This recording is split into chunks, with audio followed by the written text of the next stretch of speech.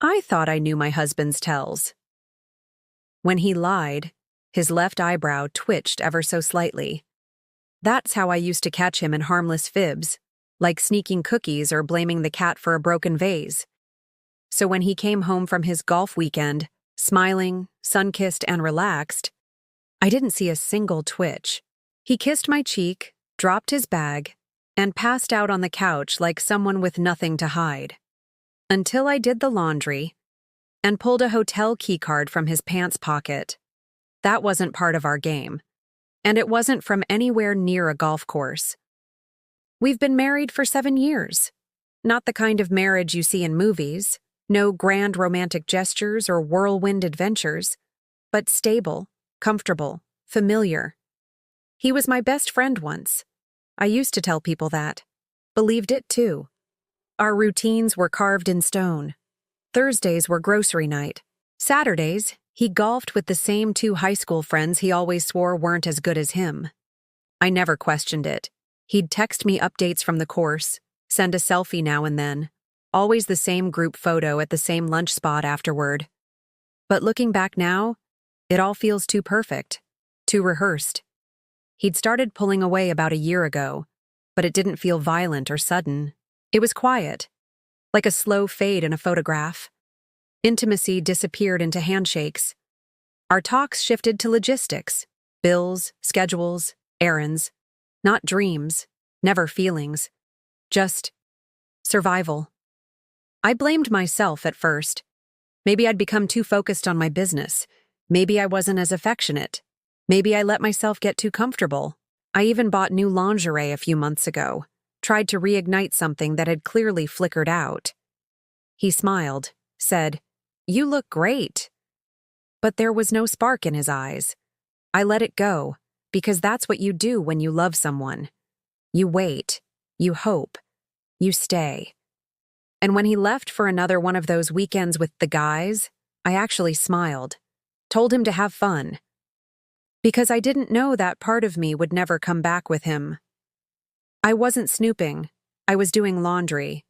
That's how I found it. His pants were crumpled at the bottom of the hamper.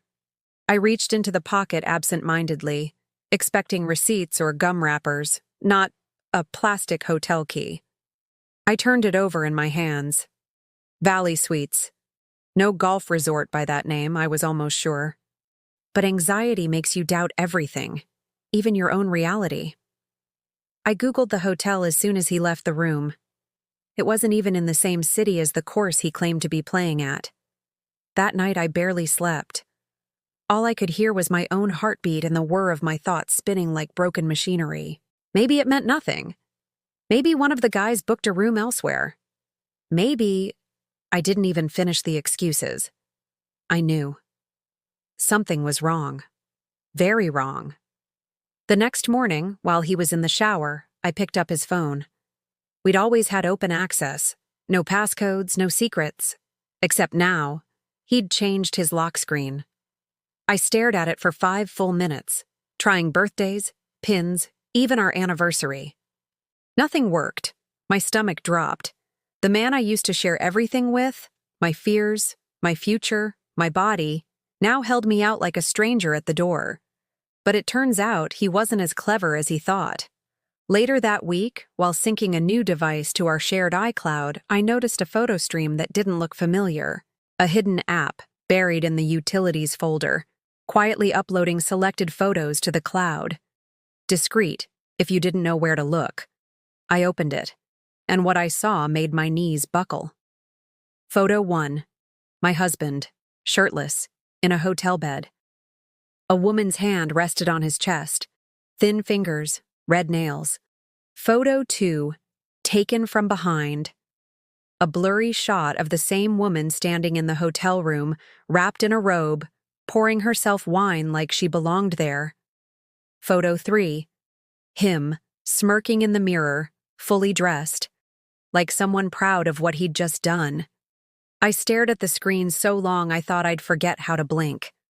My lungs felt too tight. My mouth turned metallic. This wasn't just betrayal. This was premeditated, documented, hidden. I didn't cry, not yet. Instead, the adrenaline took over, and something inside me clicked into place. I wasn't going to scream. I wasn't going to beg. He had quietly built a second life. Now, I was going to quietly burn it down. I needed confirmation. Not guesses, not what-ifs. I needed undeniable truth. So I called Valley Suites, told them I'd accidentally left a necklace in room 412, and asked if anyone had turned one in. The receptionist, cheerful and oblivious, replied, "You were just here a few days ago, right? We can check lost and found." My throat tightened. He'd booked it under his real name. No alias. No shame. I hung up before I could scream. Days passed. I gathered small clues, like I was building a case in my own trial. Receipts for dinners I never ate, changes in cologne, a second toothbrush in his travel kit, pink. What pushed me over the edge wasn't even one of those clues. It was the way he whistled while shaving, carefree, genuinely happy, like a man living two lives and thriving in both. So I made a decision. I carefully reenacted his moves, like a ghost wearing his guilt. The following weekend, I booked myself into Valley Suites. Room 412, just like him. The irony wasn't lost on me. The same red wine-stained carpet, the same beige walls, the same cheap floral bedspread where he'd once declared someone else his escape. I lay in that bed and stared at the ceiling fan spinning above me like the lie I'd lived in for months. In the morning, I drove home silently and made him his favorite breakfast: eggs over medium, bacon crisp, toast no butter. I was calm, controlled. When he asked how my weekend had been, I smiled, looked him directly in the eyes, and whispered, "Exactly like yours." And then, I set down a printed photo of him and her, mid-kiss, outside the hotel. His face drained of color. But I didn't wait for a single word. I turned, walked up the stairs, and closed the bedroom door behind me. That silence? It was the sound of someone watching their double life collapse. He didn't come up the stairs. Not that day. Not for a while. When he finally did, his voice was low, shaking, full of excuses wrapped in half-truths. It wasn't serious. It was a mistake. I didn't want to hurt you. But he already had. Not just with the physical betrayal. It was the months of pretending, the gaslighting, the acting like I was crazy for sensing something was off, when he knew exactly what was going on. I didn't throw things. I didn't cry in front of him. I just handed him a pre-packed bag and the divorce papers I'd already printed the night before. He wasn't expecting that. He thought I'd scream, maybe slap him, shatter something expensive. But I was done bleeding for someone who couldn't even be honest about where he slept. After he left, the silence was brutal. At first, I stayed up late, lying in our two-big bed, wondering what I'd missed, what I'd ignored on purpose. But day by day, the pain shifted into clarity. It took me months to admit this truth, but here it is. I'd been defending a marriage that only existed inside me. He wasn't torn between two lives. He had already chosen. I was just the collateral he hadn't figured out how to discard without burning his image. In the end, he lost everything. His wife, his comfort, his cover. And I found something more valuable than his empty love. I found myself. Stronger, smarter, no longer clinging to the illusion of loyalty from a man who couldn't even look me in the eye once the truth was exposed. If you're reading this, wondering if your gut is right, ask yourself, if you have to go digging for proof, is that already your proof? Because real love doesn't live in secret hotel rooms. And trust?